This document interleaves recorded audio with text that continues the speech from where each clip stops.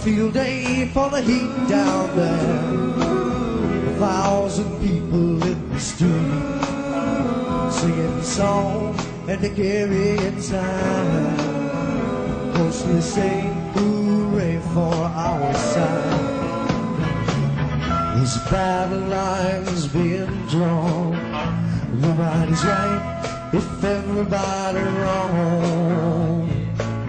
Young people sweet in their mind, getting so much resistance from behind. We got to stop the children, what's that sound? Everybody looks, it's going down.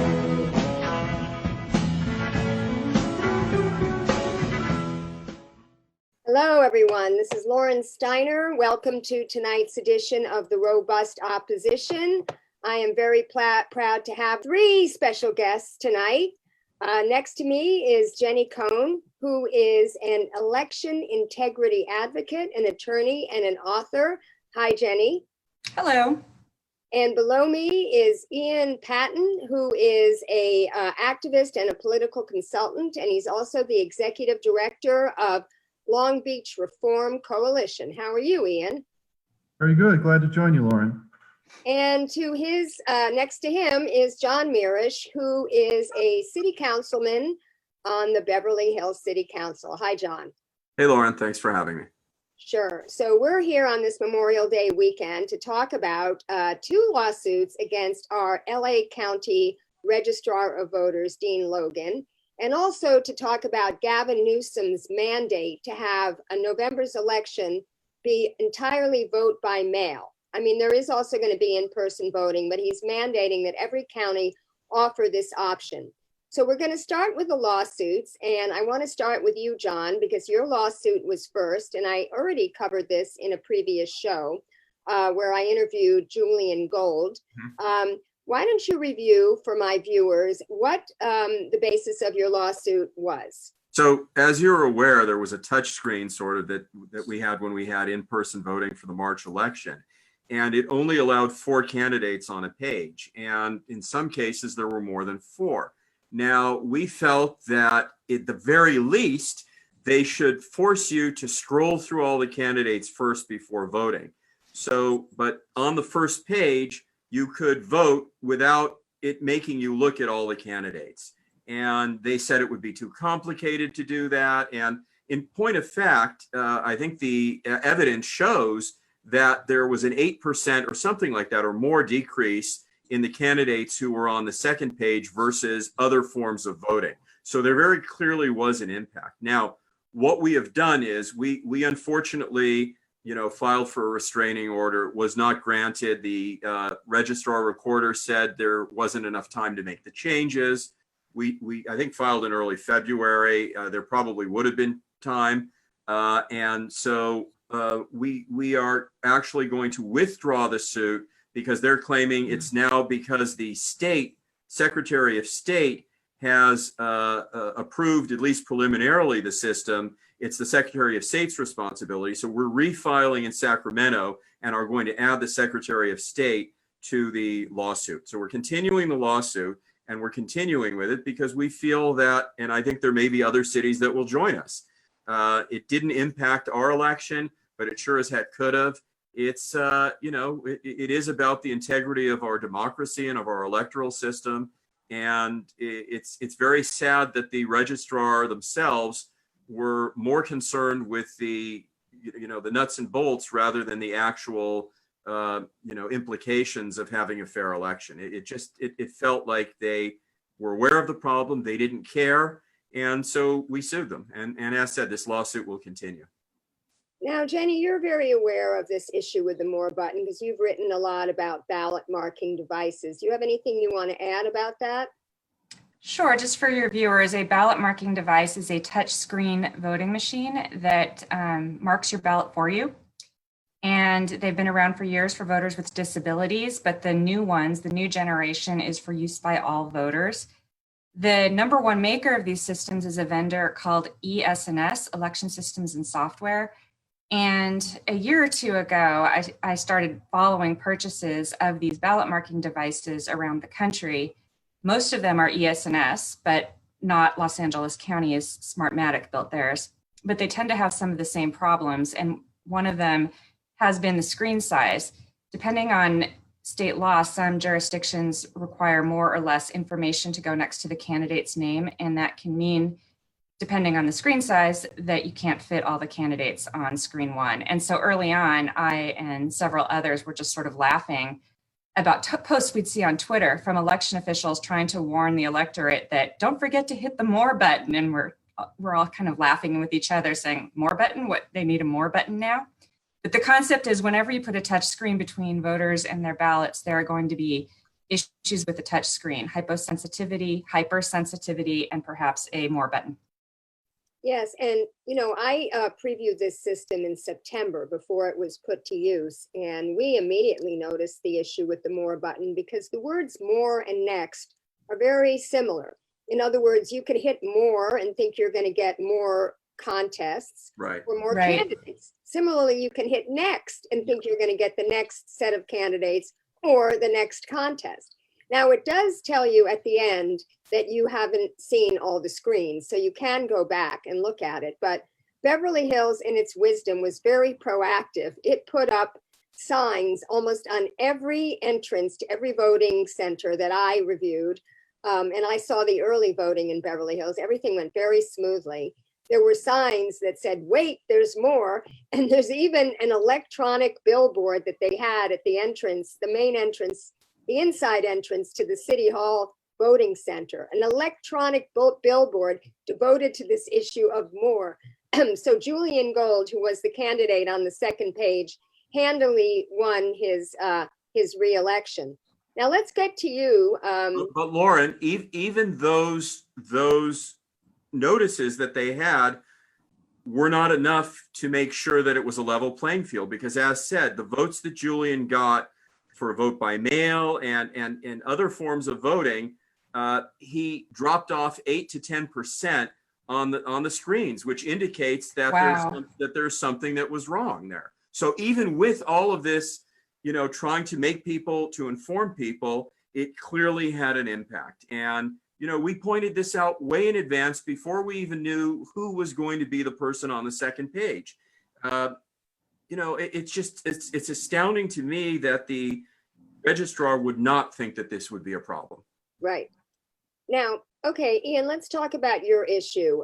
First of all, why don't you tell people what your ballot initiative was, what the Long Beach Reform Coalition was trying to do? Well, actually, it wasn't your ballot initiative. You were no on the initiative. So why don't you talk about the initiative, your side of the initiative, what happened, election night and through the entire counting period, and then how that changed at the end and why you are doing a recount, and then what happened with the recount. In other words, give us the whole story. Yeah, there's a little story there. And I'd also be happy to chime in later about the more button, because we've had that issue here in Long Beach, specifically with one of our coalition's board members who was running for city council. So I'd be happy to touch, and we were actually very happy to see the Beverly Hills lawsuit on that before we ended up actually retaining the same law firm for our issue.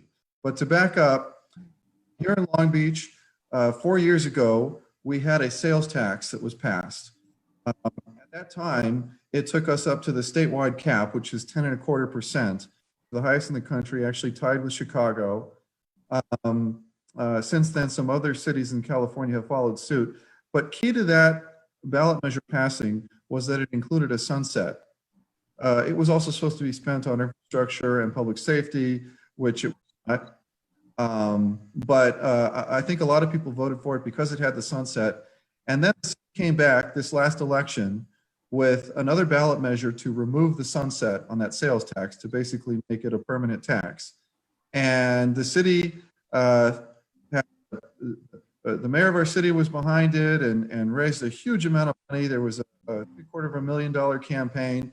On the other side, there was just a few $100s worth of yard signs, because our coalition, for example, was focused on candidates running for council. Everybody thought it was going to pass in a landslide, but lo and behold, on election night, the no side is actually winning. Stunned everyone.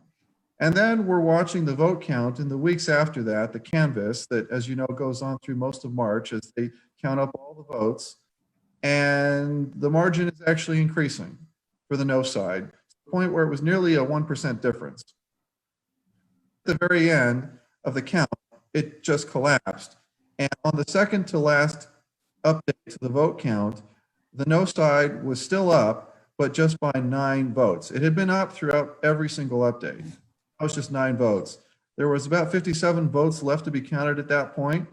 And on the final update, which was March 27th, the day legally of certification, the vote flipped and it was certified as passing by 16 votes. So understandably, a lot of folks here in Long Beach were upset by that. They were suspicious. Consider you've got a new voting system. You have all the crazy issues on election day with people standing in long lines and things not working. And people just kind of put it all together and they say, well, at a minimum, we have to have a recount. We have to check the paper trail on this vote and see who really won for sure. So our organization kind of snapped into action and we put out the call. And frankly, we've never tried to raise money for anything where you only have days to raise to raise tens of thousands of dollars. But people just kind of flooded us with interest in this, and we were able to raise the funds necessary in just that amount of time. And we were all set to have a recount with LA County. We had raised the funds sufficient in their own published guidelines. They publish a handbook every year, every election, and they had just published their 2020 recount handbook that made it clear, depending on certain factors, it would cost $10, $20, maybe $30,000 at the most. The county tells us with hours to go before our recount, which is it's set the election code when it's supposed to occur, April 8th, literally the day before, they revised the costs, and they revised them up by a factor of 10 so that it would cost basically $250,000 to do a traditional physical paper ballot recount. I mean, it was just absurd. Now tell us why it was going to cost that much, and it has to do with voting centers as opposed to neighborhood precincts. And so you might assume, if you didn't know better, of course, this has to do with the extremely unusual circumstance of doing a recount in the middle of a pandemic. But no, that was not it. And they made it very explicit that that was not it. The cost was due specifically to the new voting system. Unlike the old voting system, creates a huge mess of unsorted ballots. Literally millions of ballots that are coming in from these vote centers where anybody can vote anywhere in the county, and they come in unsorted, and they don't want to sort them out. In fact, they gave us the burden of paying for the cost of sorting the ballots. So literally, we would be paying over $11,000 a day for more than 2 weeks just to have county workers. We were told 8 teams of 2 people each working all day just to physically sift out 100,000 Long Beach ballots out of 2 million LA County ballots, 2.1 million. And the reason this is so crazy is because under the old system, ballots were sorted. They had machines to sort the ballots. They had to sort all the incoming mixed up vote by mail ballots into the precinct before they could start counting them in the first place. So they had machines for that purpose. But this new VSAP, this $300 million system that's supposed to be ultra modern technology and which was a decade in development, literally in the request for a proposal did not include the word recount. They literally did not envision the recount process, and they did not include sorting machines as a component of this. And basically, this promise that we've had for the last decade that you could always go back to the paper trail if you had any question about the vote, which is a computerized tally for the count, it was a lie, because the sorting machines were not even part of the system. Literally, the process to sort out ballots for this modern system is a pre-industrial process of human beings sorting through 5,000 boxes of millions of ballots. And what do you want to say about that, Jenny? Oh, yeah, VSAP. So one of the many things that's so infuriating and so worrying is that the people who have been promoting VSAP, including the vendor who custom made the system, They want this to be a model throughout the United States. I mean, that was the plan. And I fear it's going to still be the plan because people don't seem to learn from mistakes in this country. So yeah, they want to roll this out in many other places throughout the United States, these enormous vote centers, which rely on internet connected, equipment and equipment that can break down and have connectivity issues, which caused all those big lines. And then now we're finding make recounts that much more expensive, which is not what we need. That undermines transparency and public oversight. It's outrageous. And I'm really worried that this is going to get rolled out. I mean, we have to get through this next election first, but I am worried after that, they're still going to say, oh, no, we fixed everything and roll it out everywhere else. Ian, was there an issue with ballot harvesting in Long Beach? Do you think that played a role in tipping the scales? We don't have any documented cases of ballot harvesting. And I have my own opinions about that as a campaign consultant, but I can tell you that it's another concern that a lot of people have in Long Beach. They do in other places. And when you have concerns like that out there, because the system has been changed, you would think it would be incumbent upon the election official to do everything in his power to have a transparent process. So, no, we don't have documented ballot harvesting. We have a lot of suspicion, but I don't see Dean Logan doing anything to imbue confidence in the process, given that ballot harvesting is obviously legal in the state now, and people have those concerns. I can easily imagine a case where people who didn't want the tax to sunset, go through neighborhoods with, let's say, seniors or people who they think would be, voting no on it, and they harvest a bunch of ballots and just, burn them or dump them somewhere. I mean, there's no way that you can prove that they did that. I mean, this is an inherent problem with ballot harvesting, isn't it? Lauren, I think for your viewers, you should explain just quickly what ballot harvesting is, or maybe John can explain what it is. It's, third-party ballot collection, right? Right. It's third-party ballot. Which in and of itself is not necessarily nefarious, but the problem is there's no way to oversee that, what they do with the ballots once they collect them for people. Well, I mean, I know there are people who are saying that in theory, someone could fill them out, but I'm not even, I would say you're worried more about them throwing them out. Throwing them out, yeah. Going to people who may be registered one party or the other, and knowing that, hey, we're doing you a service, we're going to drop it off and that sort of thing. There's absolutely no control over that. Whereas before, right, and throwing them out basically is the idea, right? Yeah. I worry about that too. It's a real concern. It's hard to scale it up to massive size. It actually requires criminality, but it is a legitimate concern. Yeah, I know when we were testifying, we went. With 67, yes, it can flip an election, but it's hard to do it at the tens of thousands of ballot scope.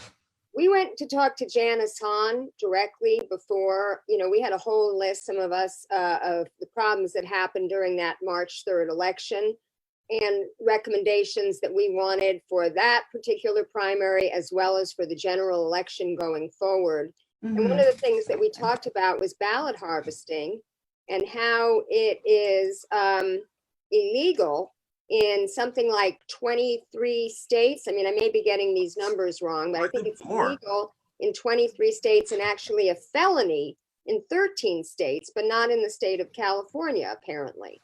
No, it's new. Ballot harvesting is something that they have only recently allowed.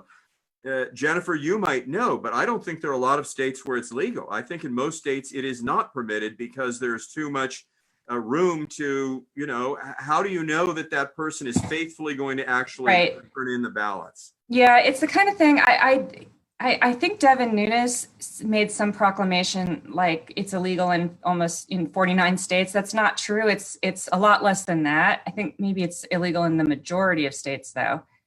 I saw a number. I did see the statistic and it wasn't what he had said, but yeah, it's generally illegal. I mean, the problem with making it illegal, though, is, if you have an elderly parent, for example, you might want to, you don't want to suddenly have people going after someone like me who has a dad who's 90 who might want to vote, and I'm going to take his ballot and mail it for him. No, but before it became legal on a mass scale, you could sign something, you had to sign for it. I mean, there was a process for it.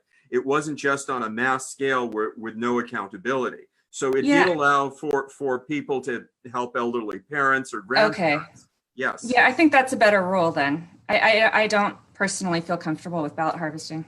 Well, I will tell you that the Bernie Sanders campaign did ballot harvesting in California this year, I found out. And also Wendy Carrillo, when she was running for Javier Becerra's seat, used ballot harvesting.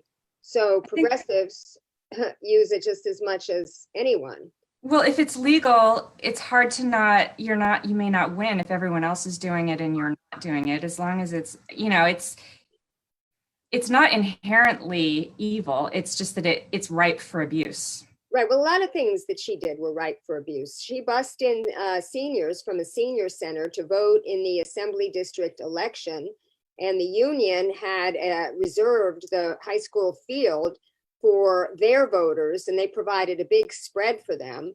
And I covered that assembly district election, January of 20, I think it was 19. It was pretty messed up. They actually had to do a new election because the slate that didn't win challenged some of these shenanigans. And the California Democratic Party actually overruled the election, made them have a new election, which I also covered. But we're sort of getting off the topic now. I want to talk about his this recount thing, because apparently there is no law between counties on what you can charge. Ian, I sent you that article from the Brad blog from January 2013 regarding the ballot initiative to label GMOs.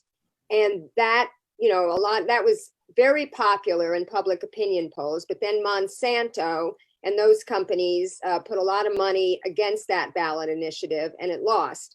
And the recount people were finding very different prices depending on which county. I mean, it was like 29 cents in like San Francisco, but $3.29 in Fresno. Lauren, don't you think there should be, if it's within a fraction of a percentage, you can define what it is, and I know this may be the case in other countries, that they should do an automatic recount and they should pay for it. I mean, if it's 16 votes one way or another, the answer is Ian's group should not have to pay. They should get it right. Getting it right should be the number one factor, and that should be on us. If we want to have people to have, to have faith in the integrity of our elections. So I would say, you can say if it's within a fraction of a percent, within whatever, but in a situation like that, there's no question in my mind that we should have laws in place that say this is on the registrar recorder, because there have been recounts in the past where many more than 16 votes out of 100,000 votes have flipped. You look at the specific signatures, you look at maybe double voting, there is no question. And for a group to have to raise money to do a recount like that is itself a perversion of democracy, I would suggest. Ian? No, I couldn't agree with that more. I mean, we're talking about policy and how things should be here, but I agree. I mean, our state election code has two options for a recount, and we tried to do both. The first option is the election officer himself can order the recount on his own authority and have his own county pay for it. And we actually, the night of certification, March 27th, we sent a letter to Dean Logan asking him to do that based on all the issues with the new voting system. And we thought it was in his interest to show that he was going the extra mile. He turned us down, and justification he used in his letter back was that they do a 1% hand tally of the vote after the election. Or quote, no variances between that and the machine count.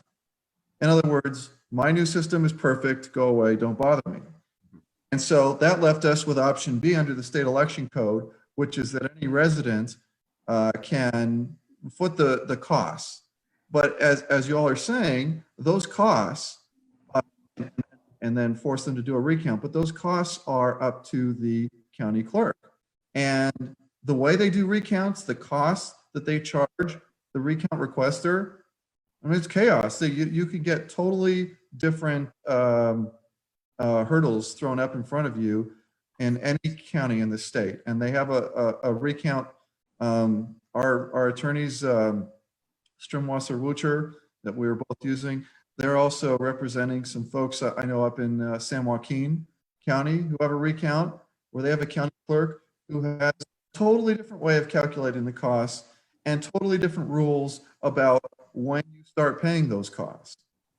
So there's no rhyme or reason or universal system. There's just these very vague Secretary of State regulations, which the county use to basically charge anything they want. And in our case, so we raised the funds, then we were told we didn't have enough money for a normal recount. But I think that was so obviously unfair to us that our county clerk tried to sort of concoct an alternative on the fly, which we kind of allowed him to start doing. But it was a method of displaying these scanned images of ballots on screens, and they literally were developing it right in front of us. It was not part of the 10-year development of VSAP. It was part of the 10-minute development or 10-hour development in front of us. And they were actually charging us for the development of their own IT infrastructure, which is essentially what that was. And we were waiting a couple days just for them to figure out how to connect the computers and develop new software, and so that they could these PDF documents.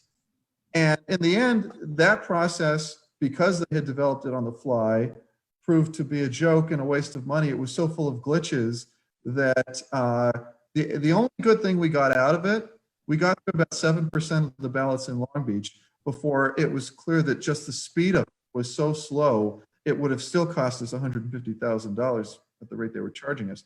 The one good thing we got out of it was that we demonstrated on the record, and they published our partial results, that there were variances. And that Dean Logan's initial letter to us, turning us down, was just dead wrong. And I've got a lot of questions about how they did that so-called 1% hand tally, because just in our 7% recount, there were already a half a dozen changes to the votes. Well, they can Wow. they can pick and choose which precincts they're going to do these 1% tallies on. And also, you may remember, Jenny, that Ray Lutz down in San Diego sued the registrar of voters down there because he wanted to do the 1% recount without the provisional ballots and without the late breaking vote by mails. And back in 2016, those were the people that were going to be the Bernie voters. And Right. yeah, so a lot of this has to do with the fact that this system, this ballot marking device that doesn't generate a paper ballot. In fact, it generates a QR code. On paper, just so they call them paper ballots is what's so confusing. But yeah, you're right. It's not a traditional paper ballot, which is hand marked. You can't do what's called a fixed limiting audit because of that. Do you Risk want to, limiting, you mean? risk limiting, sorry. You could do the risk limiting audit procedure, which is you're comparing the votes as reflected on that piece of paper in the text. You can compare those to the reported totals and see if there's a discrepancy. And if there is, that would show a problem with the scanning machine. What you can't do with these machines, though, that will not tell you if the marks in the text on that were made by the ballot marking devices are correct. So it is not an audit of the ballot marking device. There's no way to know if the text on the ballot marking device is correct. The only way to know that is to have voters tell you if there's a problem. And a recent study, consistent with previous studies, showed that 93% of problems, variances between what the voter intended and what's reflected in the human readable part of those printouts, 93% of those problems are not reported by voters, which implies that they're not discovered. They don't notice them. And especially if they wait in long lines, they're not going to then, most of them are not, they're going to assume that the computer printed their selections correctly. And studies have shown this. Well, by the way, the lines themselves were a tremendous problem in the March election. They were completely avoidable as well.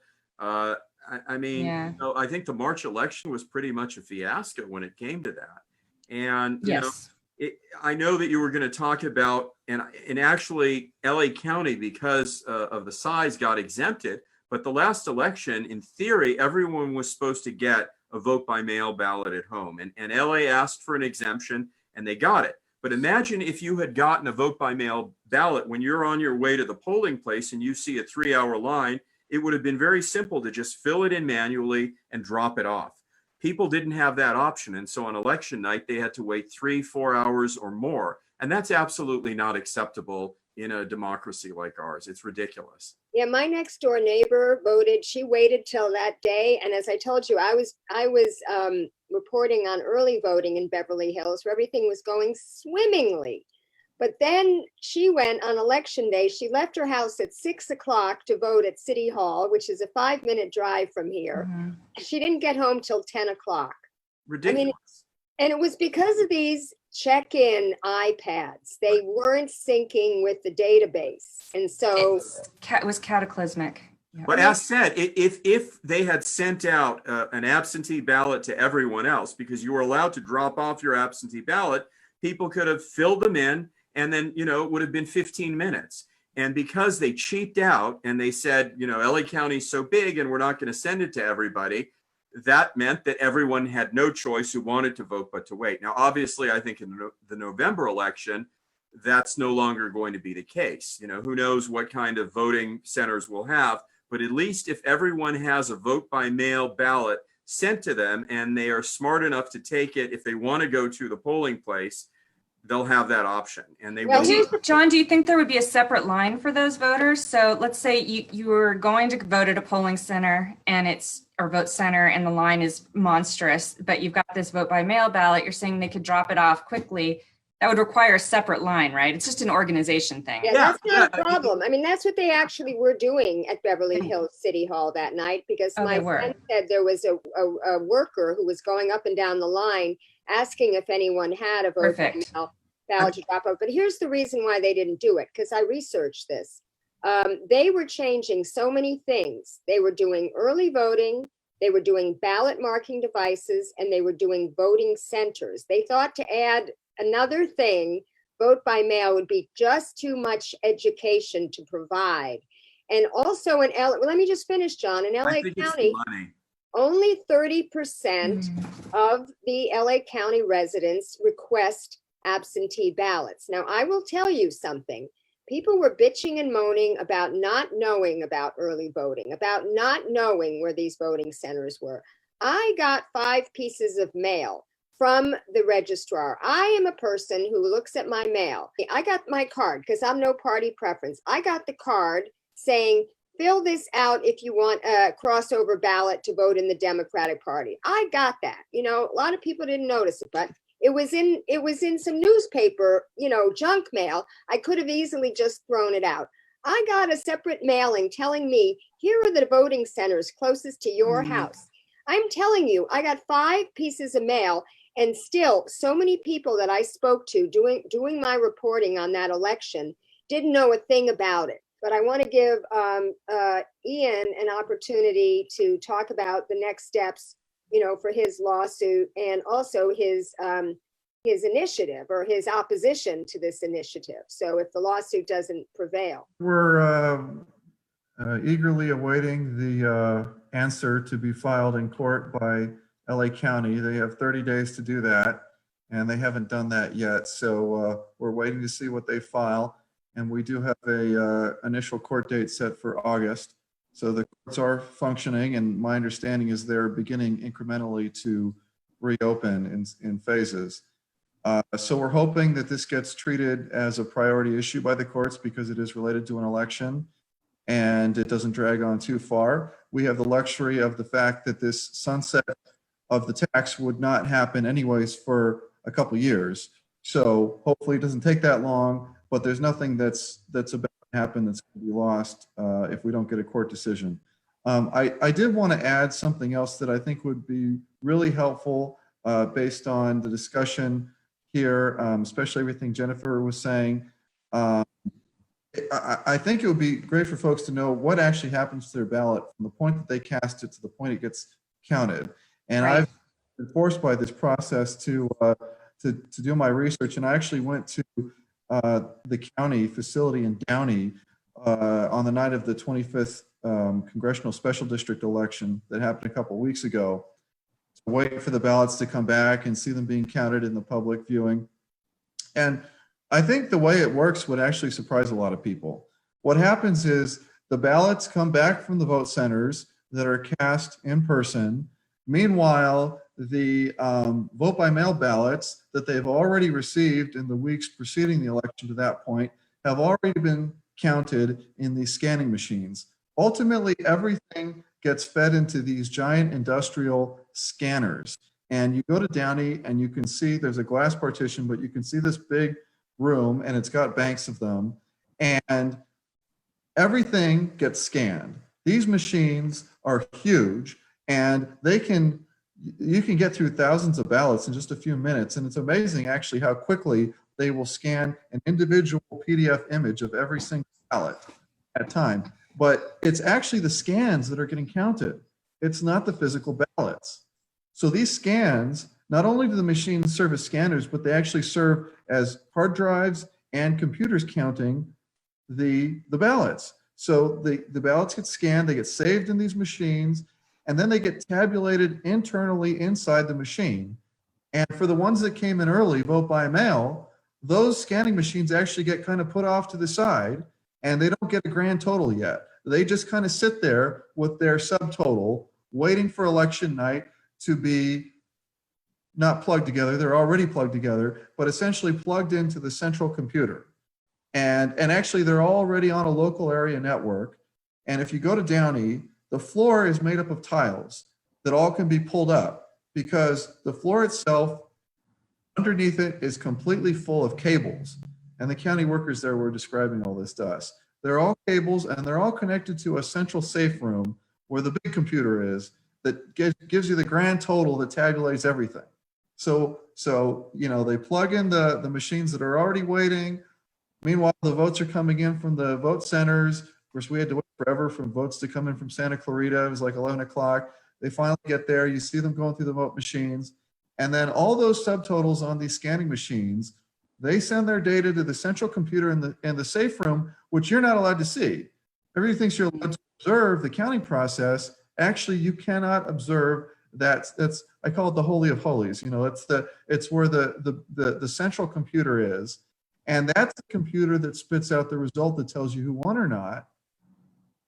Do you have access to the subtotals so you can add them up yourself and make sure they add to the? No, you're too far from the scanning machines to see anything that's actually displayed on them.